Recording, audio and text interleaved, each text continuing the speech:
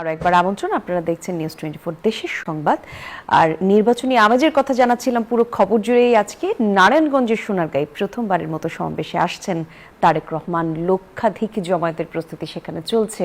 আরো খবর আমরা জানতে চাই সরাসরি আমাদের সহকর্মী শরীফ সুমনকে আমরা দেখতে পাচ্ছি। সুমন, একটু জানাবেন তারেক রহমানের সমাবেশকে ঘিরে প্রস্তুতি কেমন চোখে পড়ছে?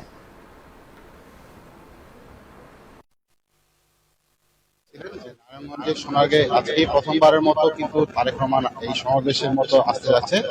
আগামীকাল রাতে কিন্তু এই সমাবেশ অনুষ্ঠিত হবে বলে জানতে পেরেছি। ইতিমধ্যে কিন্তু আপনাদেরকে আমরা দেখাতে চাই, এখানে কিন্তু সমাবেশের যে প্রস্তুতি কিন্তু চলমান রয়েছে এবং বিপুল সংখ্যক কিন্তু নেতা কর্মীরা এই প্রস্তুতি তারা পর্যবেক্ষণ করার জন্য তারা এখানে সমবেত হয়েছেন।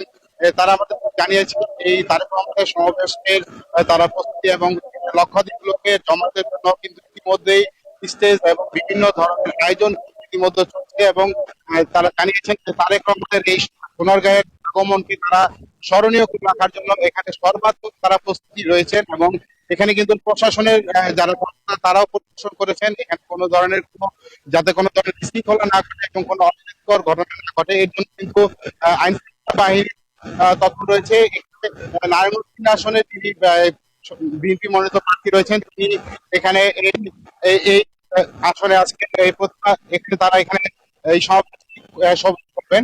তো নারায়ণগঞ্জের সোনারগাঁ থেকে আমার কাছে এই সর্বশেষ ফিরে যাচ্ছি কলির কাছে। জি, ধন্যবাদ আপনাকে সুমন।